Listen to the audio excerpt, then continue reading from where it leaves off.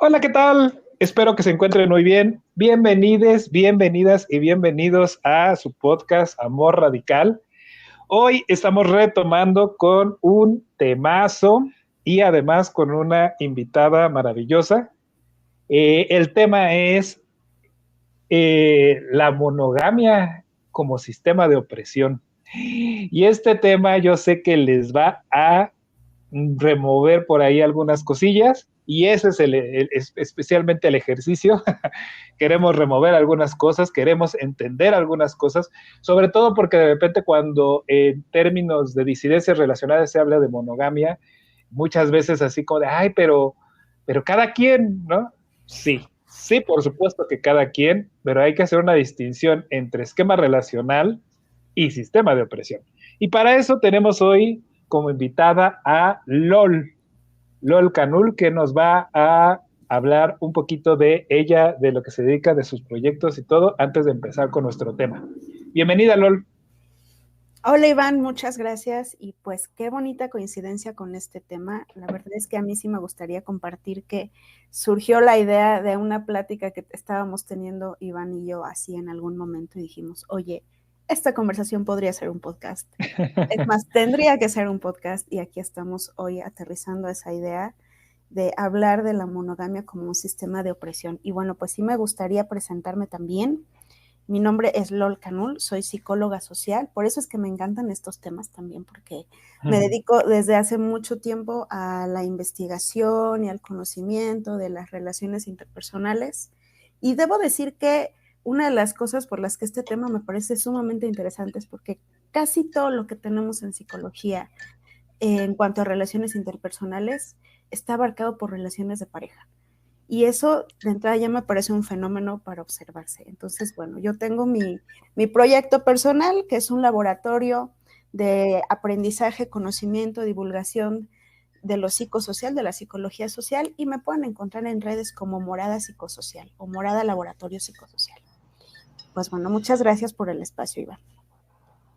Muchas gracias a ti por estar y por estas charlas tan buenas que han surgido. Seguramente nos volveremos a encontrar en otra podcast, porque en otro episodio, porque pues son temas que son sumamente relevantes.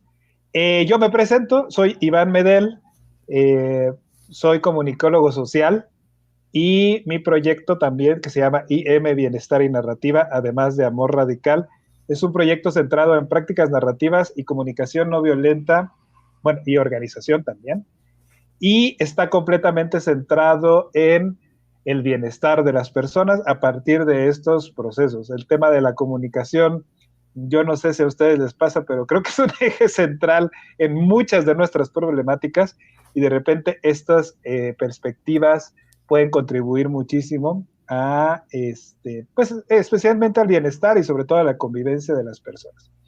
Entonces, pues bueno, vamos a comenzar. En primer lugar, me gustaría que nos contaras, LOL, ¿qué es un sistema de opresión?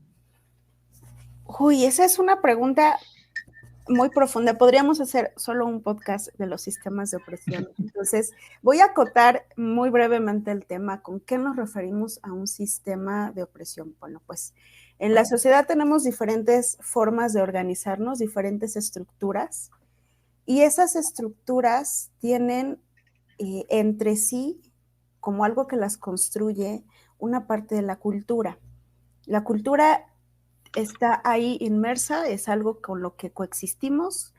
Aquí me gusta mucho especificar que con cultura no nos referimos desde de los estudios sociales a, no sé, a las expresiones artísticas, no a la pintura, a la danza, a la poesía. Con cultura nos referimos a todas aquellas construcciones humanas que pueden ser materiales o pueden ser inmateriales. Materiales como edificios, como una cuchara, como un vaso, o inmateriales como la religión, como el idioma, como todas aquellas construcciones que tenemos. Por ejemplo, la monogamia es un aspecto cultural.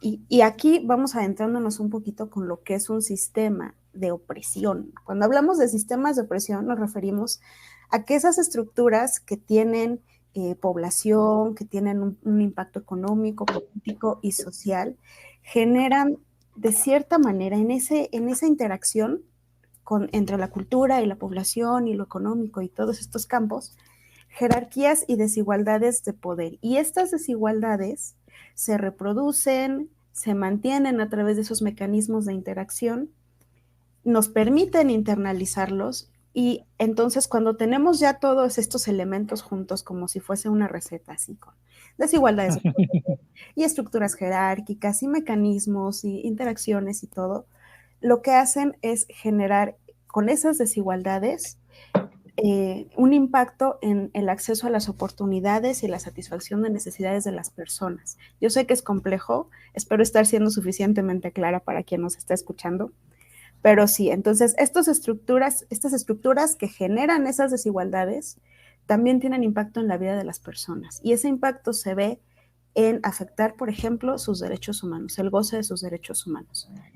Y es más fácil pensar en estas estructuras y tener ejemplos de ellas cuando hablo, por ejemplo, del machismo y la misoginia, que son un tema que es más sonado, que quizá no sea más familiar identificar, pero, por ejemplo, sabemos que uno de los componentes de esto es el sexismo. El sexismo quiere decir que tratamos a las personas diferente por su sexo. Y esto para mí es muy claro y muy evidente porque, por ejemplo, no saludamos igual a un hombre que a una mujer, siendo mujer o siendo hombre. Las mujeres tenemos como ciertas maneras de saludar a los hombres que son como las que están marcadas por los roles sociales y por cómo nos tenemos que comportar según la sociedad. Y tenemos maneras distintas de saludar a las mujeres, lo mismo, por estos roles y por estas imposiciones sociales, ¿no? Que tienen mucho que ver con el género, pero ese es otro tema. Entonces, están muy de la mano, pero es más fácil pensar en si tú saludas distinto a un hombre de una mujer, ahí hay una carga de sexismo. Y se puede explicar de muchas maneras. Con esto no estoy diciendo que sea bueno o que sea malo, porque esas evaluaciones morales no caben en esto. Hay otras cosas que nos dan unos análisis más profundos, pero bueno, en general eso es una estructura generadora de desigualdad. Y ya para aterrizarla un poquito. Entonces, hay muchas de ellas. Hablar de sexismo es una de ellas, hablar de machismo y de misoginia que están entrelazadas es otra. Pero en ese reconocimiento de estructuras de desigualdad también podemos identificar, por ejemplo, cuando dicen el pobre es pobre porque quiere, ahí hay una estructura de desigualdad que tiene que ver con la meritocracia, que tiene que ver con el clasismo, con el racismo, y entonces también nos damos cuenta que están unas encadenadas con otras, unas se entrelazan con las otras, y cuando las ponemos todas juntas, pues nos damos cuenta también de que esas afectaciones pues se vuelven más complejas, ¿no? No es lo mismo, no saludas a lo mejor de la misma manera a una mujer rica que a una mujer pobre, o a un hombre rico que a un hombre pobre. Y si hablamos, por ejemplo, en temas de salud y el capacitismo, que también es otra estructura generadora de desigualdad, entendemos también que no vemos de la misma manera a una mujer que a una mujer con discapacidad, a una mujer en silla de ruedas. Entonces, bueno, es difícil de repente explicarlas porque son cosas, son constructos abstractos, son conceptos que hay teoría de muchísimos años en torno a ellas. Entonces, bueno, para tratar de resumirla, más o menos con esto nos estamos hablando de estructuras generadoras de desigualdad. Y te decía yo, en suma, y lo importante de por qué es importante visibilizarlas y hacer crítica y hablar de ellas y abrir espacios como este, es justamente porque tienen afectación en la vida de las personas y con esa desigualdad no tienen un impacto equitativo. Hay personas a las que les afecta más, hay personas a que les afecta menos, porque en esas estructuras, como ya lo mencionaba, hay jerarquías. Entonces hay quienes importan más, hay quienes importan menos, y ese es el problema de estas estructuras y por qué tenemos que señalarlas. Muchas gracias por la explicación. Me parece que es bastante clara.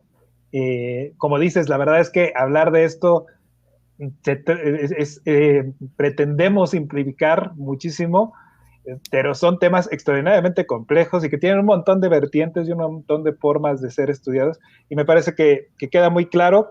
Me encanta la idea de nombrarlo como, bueno, en primer lugar diría que es algo sistemático, es decir, es algo que ocurre a partir del sistema y que tiene una estructura bastante describible y que su gran consecuencia es que genera estructuras de desigualdad. digamos que así me gustaría resumirlo de alguna forma. Hay afectaciones en las personas, afectaciones bastante materiales, bastante visibles, pero bueno, justo dentro de lo que yo hago, una de las grandes afectaciones que tienen estos sistemas de opresión es las conclusiones a las que llegamos sobre nuestra identidad a partir de lo que este sistema dicta, ¿no? Entonces, de repente, pues eres una mujer en silla de ruedas, por supuesto que a partir de una serie de interacciones sociales, tú llegas a ciertas conclusiones sobre tu identidad que pueden afectar profundamente tu bienestar y, bueno, como dices, tiene afectaciones sobre, en general, tu bienestar, ¿no? Tu salud y todos los aspectos de tu bienestar. Entonces, bueno, por supuesto que esto no es la única afectación, hay muchísimas en términos de comunicación, lo enunciabas para mí extraordinariamente claro, el solo hecho de cómo te saludo, ¿no? A partir de estas evaluaciones que son francamente arbitrarias, ¿no? Pero que reproducen estos sistemas de dominación que tienen también la característica de ceñirse muchas veces como naturales, estoy haciendo comillas, ¿no?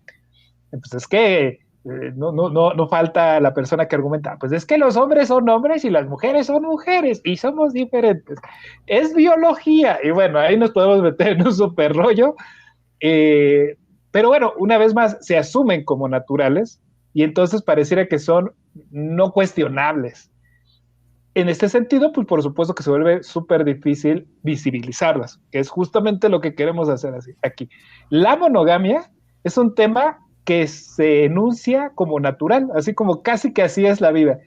Por ahí Michael White, la persona que construyó la lógica de las prácticas narrativas, le encantaba en sus charlas hacer preguntas como, ¿tú tienes una naturaleza humana?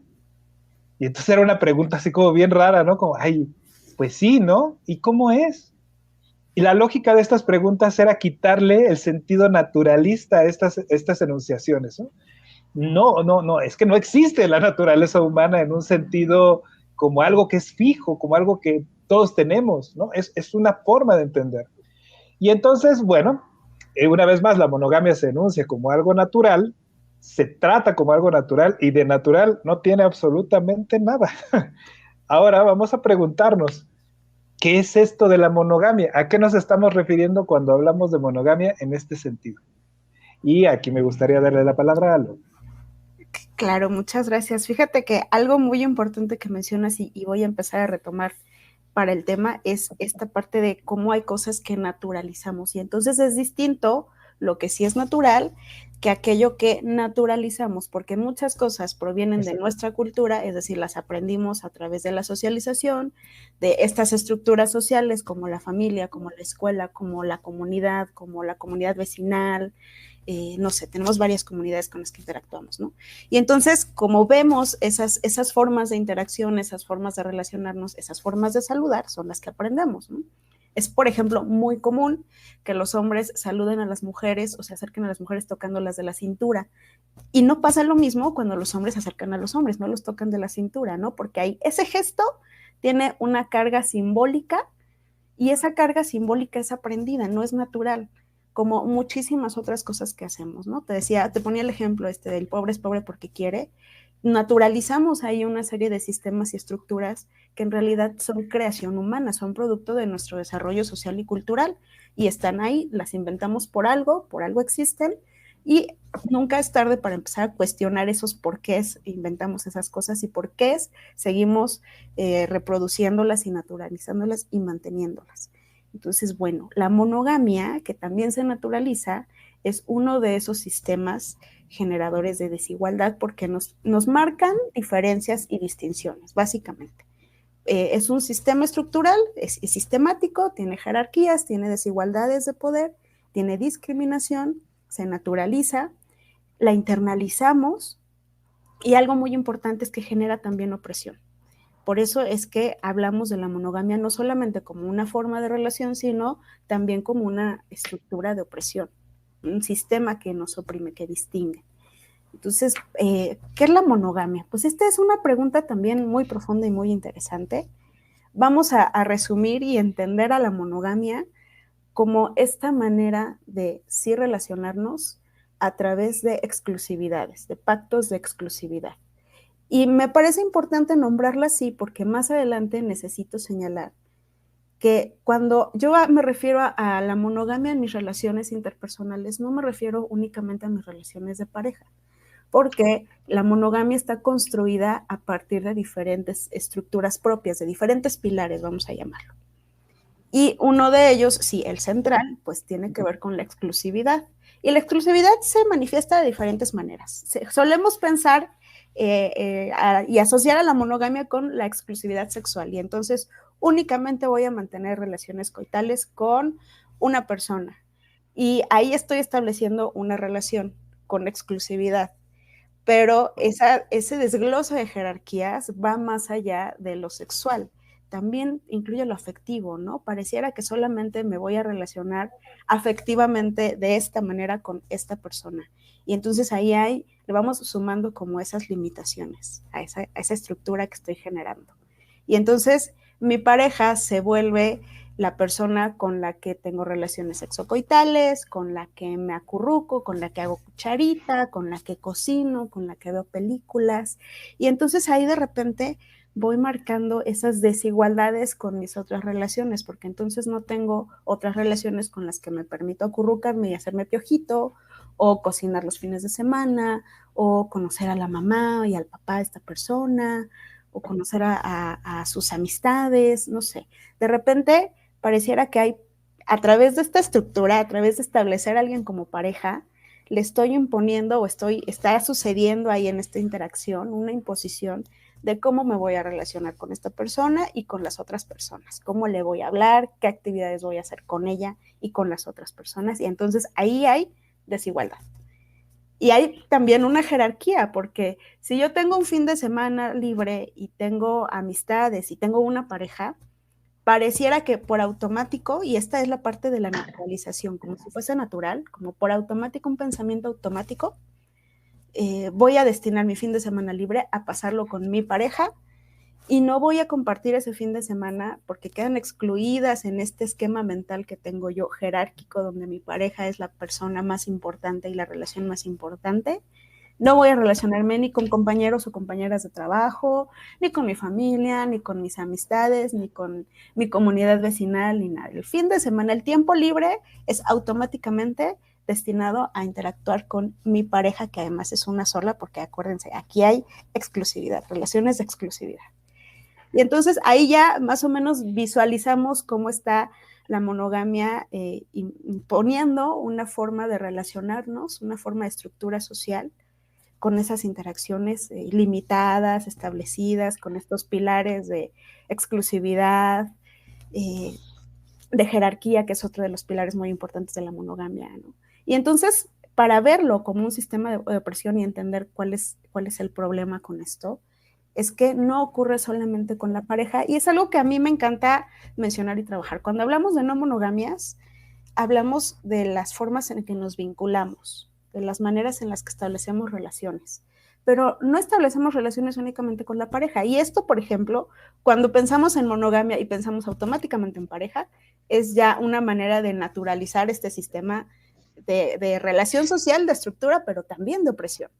Y la monogamia no está únicamente en mi pareja, está en todos lados. Yo la veo en todos lados. Por ejemplo, cuando tenemos el mejor amigo o la mejor amiga o el mejor amigue, ahí ya estás imponiendo una estructura jerárquica y de exclusividad, porque solamente puede haber una mejor amiga. Y de hecho, a mí me encanta ver la cultura popular, cómo surgen todas estas cosas y son herramientas que a mí me sirven para ejemplificar. Hay muchos memes que te puedes encontrar en Facebook, en Instagram, en estas plataformas, que dicen, cuando mi mejor amiga sale con otra amiga que no soy yo, ¿no? Y entonces ahí, justamente esos memes son esa transmisión de la cultura que sirven para decir, entonces ese meme me está indicando cómo tengo que relacionarme, cómo tengo que establecer esta estructura, cómo tengo que reaccionar cuando mi mejor amiga que tiene este mote, esta etiqueta jerárquica, se va con alguien más que no soy yo. Entonces ahí hay un trasfondo de celos, de posesión, de exclusividad, que ocurre lo mismo que cuando tengo una pareja exclusiva, ¿no? O sea, son los mismos componentes, pero trasladados a la amistad. Y entonces solo puedo tener una mejor amiga. Y pasa también, por ejemplo, en el trabajo. Hay el empleado del mes, ¿no? Y entonces esto genera competencia y un poco relacionarnos desde la exclusividad es tener esa competencia, porque la competencia impide la generación de redes colectivas, de generar comunidad. Por eso es que para la monogamia es importante que haya esas exclusividades, para romper con nuestras redes de apoyo. Y ahí es donde vamos viendo con este sistema de opresión cómo esto afecta la vida de las personas. ¿En qué la afecta?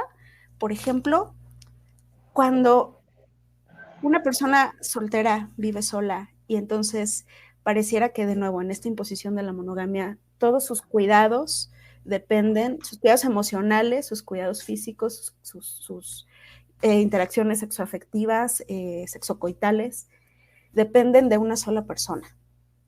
Y retomando un poco ahora que pasamos por esta experiencia del COVID y la pandemia y la cuarentena, que esta persona que vive sola se enferma, independientemente de si sea hombre o sea mujer y quién sea su pareja, se enferma, pero en su pareja recaen todos los cuidados y también su pareja se enferma.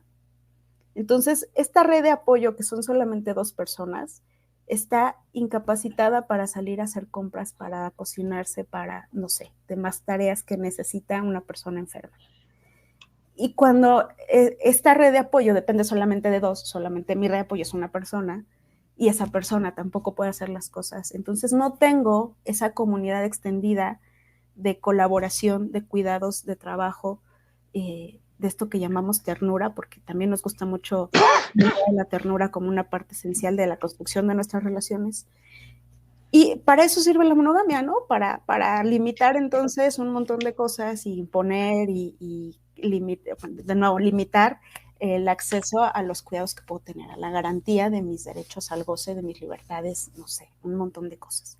Y entonces, bueno, cuando extendemos a nuestras demás relaciones, pues a lo mismo, ¿no? Y es diferente mencionar cuando hay, porque también suele haberlo, ciertas estructuras de orden en el que acudo primero a una persona y luego a otra persona, pero no por una imposición monogámica porque hay exclusividad o porque hay control o porque hay competencia, sino porque a lo mejor si yo tuviera una red de apoyo de 6 personas cuando yo estoy enferma con COVID, le pido a la persona más cercana que me ayude a comprar víveres, ¿no? Y si esa persona que es la más cercana no puede, entonces la que está un poquito más lejos.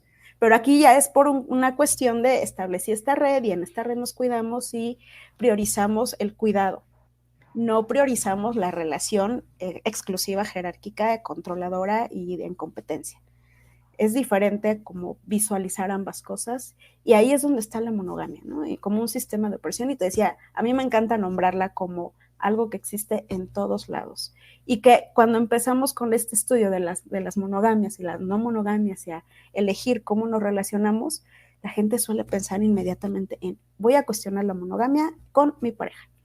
Y para mí, que llevo varios años investigando y bueno, o sea, yo puedo contar al menos una década de investigación y de estudio de las relaciones, de lectura, de ponerlo en práctica, de tratar de ponerlo en práctica. Si a mí hace 10, 15 años alguien me hubiera dicho, oye, tienes que cuestionar la monogamia, pero es más fácil si la cuestionas a partir de tus relaciones de amistad o tus relaciones vecinales o tus relaciones de trabajo, y vas a llegar más fácil a lo que es la monogamia en pareja, cómo se establecen esos vínculos de pareja, que también son cuestionables ya cuando hablamos de no monogamias.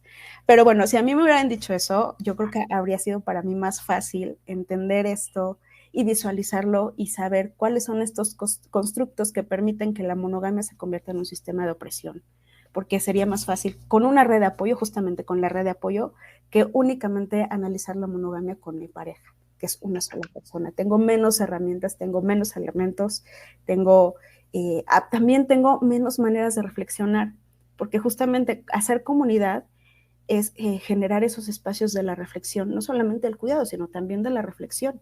Y entonces cuando tengo una idea que quiero debatir, tengo más retroalimentación con 5 o 6 personas que con una sola persona. Entonces, bueno, son muchísimas cosas donde yo veo que no es que esté peleado con ella, pero no la amo. Muchas gracias por compartir todo esto.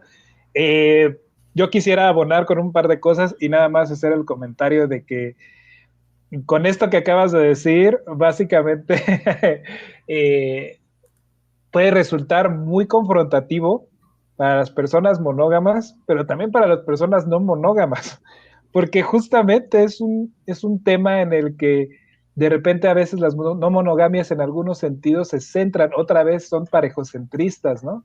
Y entonces me encantó lo que dijiste de que el cuestionamiento puede ir desde otros lugares, por supuesto. Yo nada más quiero apuntar tres cositas extras sobre lo que ya dijiste, que es bastante claro.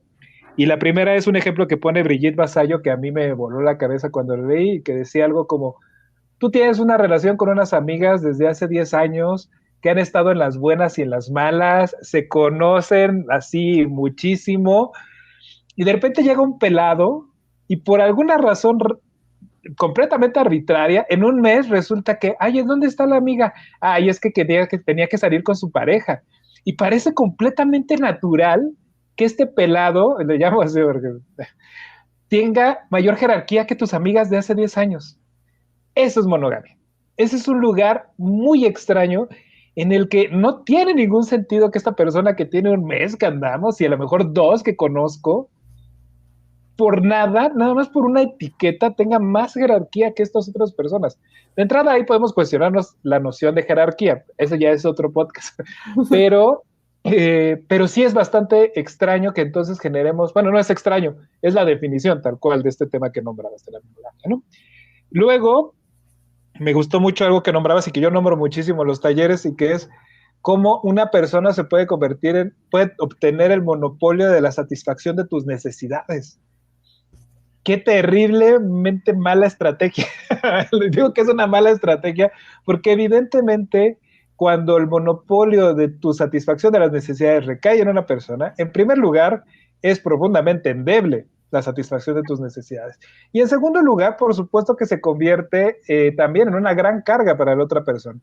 Esto pasa mucho en temas de género con relación a cómo los hombres le cargan la resolución de todas sus necesidades a su pareja, a una mujer.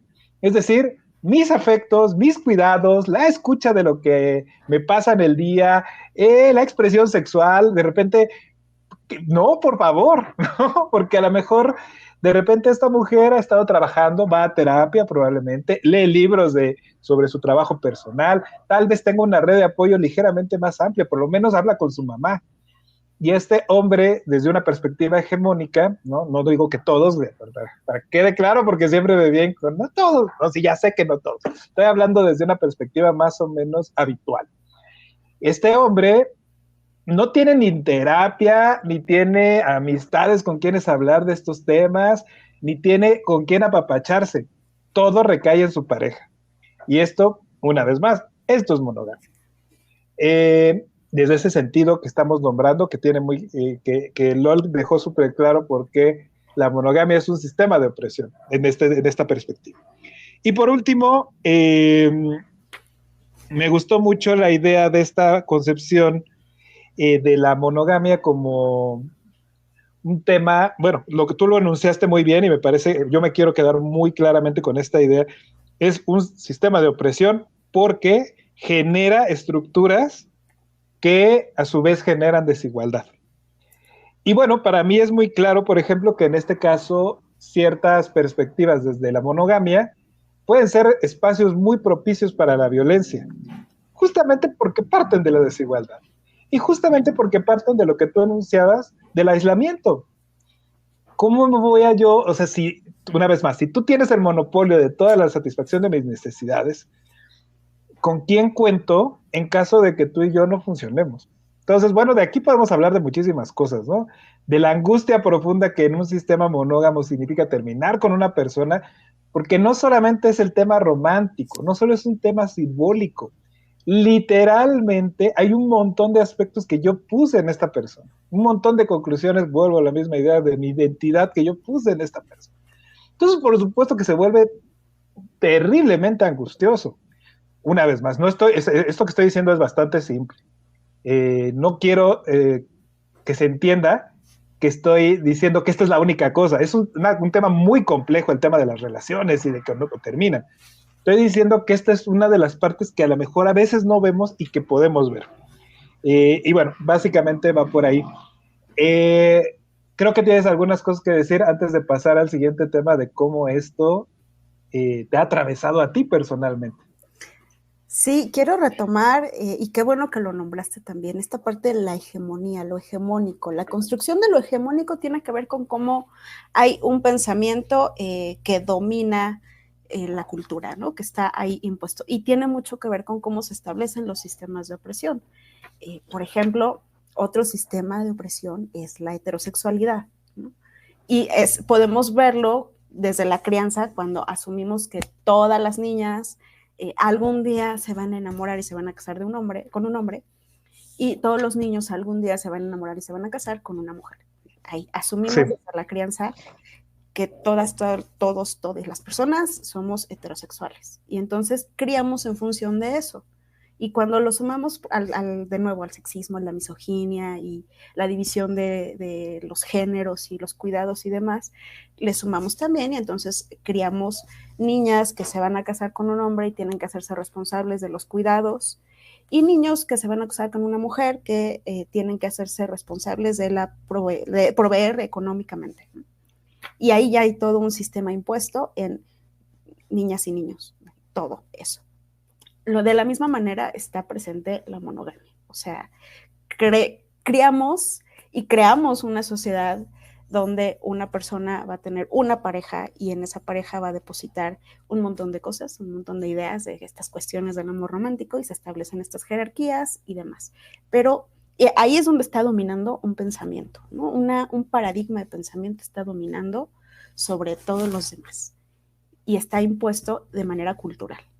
Y otra manera en la que podemos identificar que existe la monogamia como un sistema, que hace rato mencionaba yo, los sistemas que están con base en la cultura tienen una parte material y una parte inmaterial. Bueno, la parte material de la monogamia como este sistema es que las casas están diseñadas, por ejemplo, para tener una habitación para la pareja. Y entonces se asume que esta pareja vive y duerme en la misma habitación todo el tiempo, y las casas que están diseñadas con más de una habitación tienen una habitación más grande y las demás son más pequeñas. Ahí si hablamos de democratización del espacio, hay un espacio más grande destinado porque es la habitación de la pareja. Y ya la asumimos también así mentalmente. Cuando vemos una casa, la habitación grande es la de la pareja. Y no tenemos, por ejemplo, en cuenta que podemos vivir en comunidades, que podemos vivir con grupos de amistades, y entonces esas amistades, si hablamos de nuevo de jerarquías, hay que desjerarquizar, y entonces todas necesitamos el mismo espacio de privacidad, de intimidad, de descanso, pero no lo hay porque la estructura material de un edificio, de una casa, está pensado de esa manera, ¿no? Y entonces tampoco pensamos en la posibilidad de que una película, que es una familia en poliamor, viva en esa casa, y entonces de la misma manera todas las personas que forman parte de esa película necesitan su espacio de intimidad, de descanso, de ocio, y hay que jerarquizar de nuevo los espacios. Una habitación es más grande y las otras son más pequeñas, y entonces lo siento mucho, pero ahí una persona va a tener más espacio que las otras, ¿sí? Entonces no estamos pensando estas estructuras también de la ciudad, de cómo habitamos, para habitar en comunidad. Están pensadas para habitar en pareja, y si acaso se piensan como esa pareja va a tener hijos o hijas que van a ser también heterosexuales y monógames, y va a reproducirse de la misma manera, porque esta es otra característica de estos sistemas: se mantienen y se reproducen, y lo hacen también de esta manera. Entonces, sí, realmente cuando yo digo que veo la monogamia en todos lados, es de verdad estos constructos que tiene, están ahí establecidos de muchas maneras. Hay que verlos, hay que visualizarlos. Y ya, eso es lo que quería complementar, que me vino a la mente cuando nombraste esta parte de la hegemonía. Sí, por completo. Aquí me encanta lo que nombras también porque, bueno, aquí podríamos extendernos muchísimo a temas jurídicos, ¿no? Temas de derechos. Híjole, la verdad es que justo lo que dices de veo la monogamia en todos lados, es bastante literal, ¿no? Por supuesto que, como decías, una característica de los sistemas de opresión es que se reproducen y se reproducen además a través de nosotros. O sea, nosotros reproducimos el sistema, nosotros vamos por ahí juzgando, por ejemplo, qué es lo que debería de ser, ¿no? Es que lo natural es lo que se nos ocurra y vamos castigando a quienes no se adhieren al sistema de opresión, aunque no nos demos cuenta.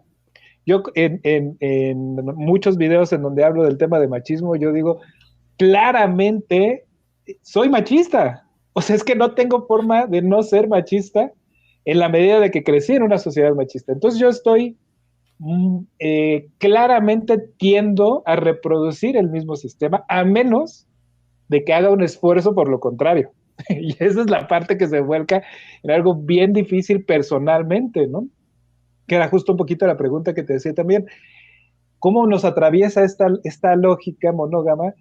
Pues, por ejemplo, desde el momento en el que uno se siente mal, esto lo he platicado con bastantes personas no monógamas, y en el primer instante en el que tú cuestionas esto, de entrada hay culpa, ¿no? Hay una sensación como de chin, hay algo, si no es culpa, al menos hay algo raro en mí, ¿no? Como que mi deseo de, por ejemplo, vincularme con más de una persona, incluso a niveles, como tú lo decías, de amistades, está mal. O sea, está mal que yo no tenga un mejor amigo, o una mejor amiga, un mejor amigue. Está, o sea, una vez más, reproducimos el mismo sistema incluso en contra de nuestra propia esencia, de nuestros propios deseos. Esto lo podemos extender a un montón de sistemas de opresión, claramente, pero bueno, no vamos a extender mucho más el podcast. Pero bueno, esto es muy importante para mí enunciarlo porque entonces vamos a esta parte personal, ¿no? Como en nuestra vida, todos nosotros, todas nosotras y todos nosotros, estamos profundamente atravesados por los sistemas de opresión, incluidos la monogamia, que esto tú también ya lo dejaste sumamente claro, como el tema jurídico, el tema médico, se ve completamente atravesado por este tema. Y bueno, un poquito para ir ya en camino a cerrar, me gustaría preguntarte si quisieras platicarnos cómo te ha atravesado a ti personalmente la monogamia, o sea, como sistema de opresión, y cómo le hacemos frente a este sistema. Me gustaría preguntarte ambas cosas. ¿Cómo me ha atravesado? En toda mi historia de vida realmente, o sea, yo soy una persona, me reconozco, me asumo y me digo como una persona bisexual, y me gusta mucho contar cuando comparto esto que a mí me empezaron a gustar antes las niñas que los niños en mi tierna infancia, pero en mi cabeza no existía la posibilidad de que me gustaran las niñas. No había modelos para mí, no había este discurso de que a las mujeres también le pueden gustar las mujeres. O sea, simplemente nombrar que a las mujeres también les pueden atraer otras mujeres, no existía en mi infancia. Entonces, pues yo pasé de largo sin entender lo que me estaba sucediendo, la atracción que sentía, porque también me gusta nombrar mucho la atracción y el deseo que surge en la infancia y adolescencia, principalmente la adolescencia, la pubertad, ¿no? Y pasa lo mismo con la monogamia, ¿no? O sea, yo aprendí desde niña que hay relaciones exclusivas y se tienen que establecer de esa manera. Son relaciones exclusivas y jerárquicas que además implican una competencia. Entonces a mí siempre me ha incomodado, por ejemplo, que me pongan en una situación de competencia con otra persona. Yo procuro rechazar esas competencias que de repente existen en nuestras interacciones, porque la clave de todo esto es justamente las dinámicas de nuestras interacciones. A ello vamos con el análisis de todo esto. Entonces, de repente, cuando, no sé, en las relaciones pasa mucho, ¿no? Que estás en esa fase de coqueteo, de ligue, y te dicen como, ay, es que mi ex hacía muy bien esto. Eso en el discurso ya es ir encaminando la competencia. Entonces son cosas que de repente a mí me parecen muy incómodas, pero me doy cuenta que existen en todos lados. O sea, de verdad, no solo pasa en este ambiente del coqueteo y el ligue, pasa en el trabajo también. Fulanita hace mejor esto, fulanita hace mejor aquello, como no en un afán de reconocimiento, sino en un afán de competencia. Entonces, para mí, ahí hay monogamia, ahí está impactando mi vida, ¿no? Definitivamente. Es muy incómodo que de repente yo me muevo mucho en el mundo del freelanceo. Entonces, de repente sí también es incómodo como ver las vacantes de trabajo que te piden 8 especialidades distintas. Y es como, oye, pues esto debería ser una comunidad, un coworking aquí. No hay una oferta de empleo, hay un coworking aquí que necesitas. Pero también tiene que ver con eso, cómo queremos que una sola persona satisfaga todas las necesidades que tiene una empresa cuando son 8 carreras distintas. No es mentira, de verdad, yo vi una vacante de empleo con 8 diferentes especialidades. Y eso pues también implica reconocer que pues una persona tiene limitaciones y que deberíamos reconocer también el trabajo en comunidad, que es una cosa que también he mencionado de repente contigo, ¿no? Como el trabajo y la construcción debería encaminarse a lo colectivo y lo comunitario, y no solamente establecer de nuevo estas jerarquías, estas exclusividades y competencias, ¿no? Yo creo que son 3 cosas esenciales para observar en cuanto a mis relaciones, que es en donde procuro sobrellevar estas cosas, ¿no? A ver, ¿dónde me siento incómoda porque me están imponiendo una competencia? O donde incluso yo misma estoy imponiendo una jerarquía o una forma de exclusividad. Y de verdad parece, yo lo puedo nombrar aquí fácilmente, pero es un trabajo de muchísima reflexión, de muchísima introspección, de muchísima también psicoterapia y de análisis propio y de trabajo y de aprender, gracias también por las herramientas que me has compartido de comunicación no violenta, porque de verdad que es un trabajo personal muy profundo identificar dónde hay monogamia en mi vida y rechazarla, porque yo de verdad, no es contra las personas, que también me parece importante nombrar, no es una crítica o una lucha contra las personas que eligen la monogamia. Para mí es que la monogamia no me resulta un lugar cómodo para relacionarme.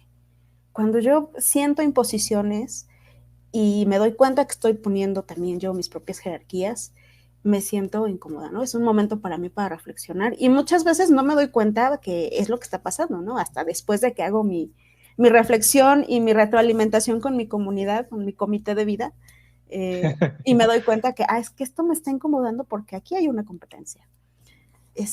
Pero ha sido, sí, de verdad, mucho tiempo y mucho trabajo de estudiarlo, de aprender a visibilizarlo, aprender a reconocerlo, aprender a nombrarlo, y luego el rollo más grande es aprender a trabajarlo, aprender a desarrollar nuevas herramientas que me saquen de esa monogamia, de esas estructuras de opresión, y me ayuden a construir desde sistemas más liberadores, de sistemas pues más justamente en esta construcción de la ternura colectiva, de la ternura radical tiene que ser colectiva, no puede ser individual, ¿no? O sea, hay cosas que no se pueden armar en individualidad, en personalización así.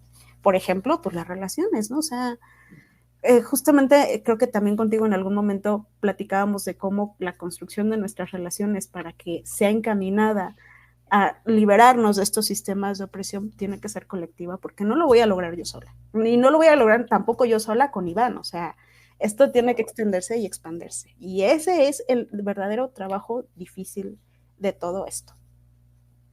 Me encanta, me parece maravilloso lo que cuentas.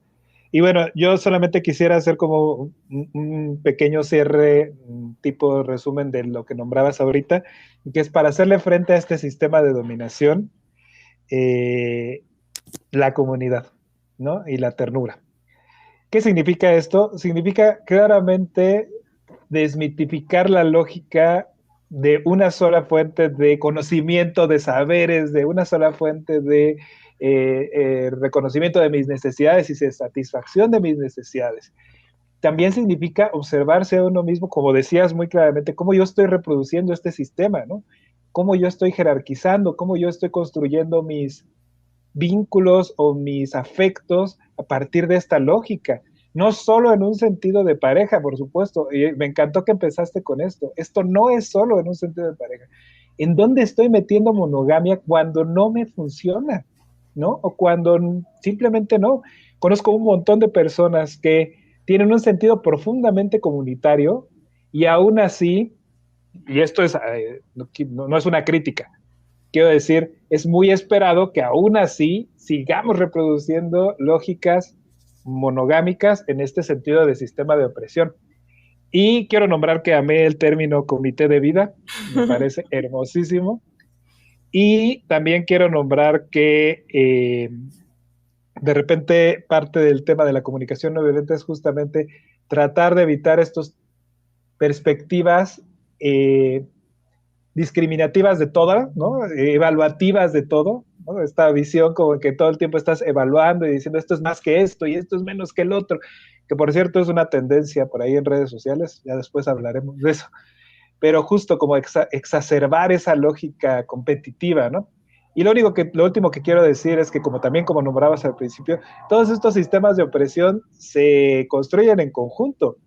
No es nada extraordinario pensar que en este momento que es profundamente individualista, la monogamia sea algo que se conciba como la monogamia serial sobre todo, sea algo que sea muy coherente con esa lógica individualista que es impuesta, por supuesto, por el mercado y por otros aspectos, ¿no? Entonces, bueno, aquí podríamos extenderlos muchísimo, pero quiero agradecerte un montón, me pareció profundamente enriquecedora esta charla. Seguramente volveremos a charlar por acá.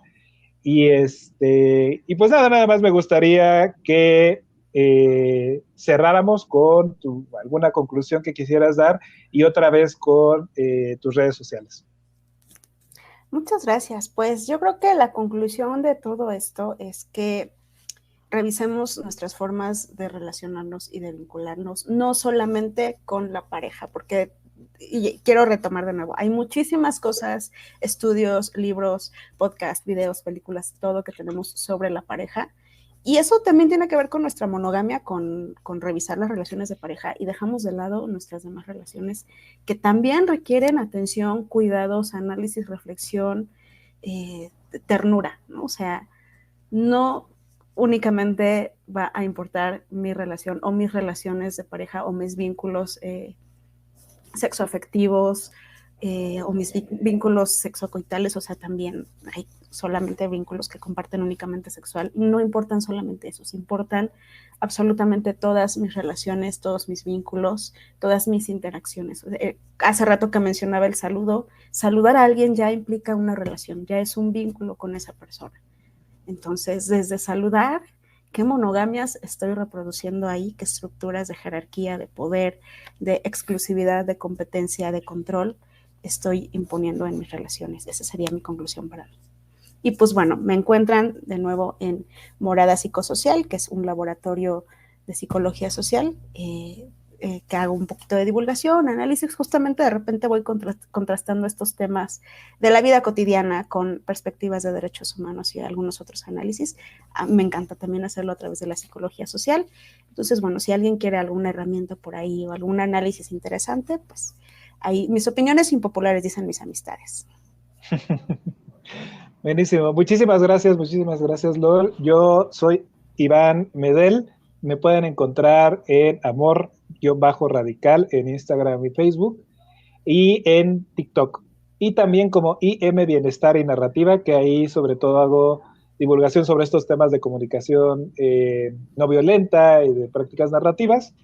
Y pues te agradezco muchísimo una vez más. Ya nos veremos en otra ocasión seguramente. Esto fue Amor Radical.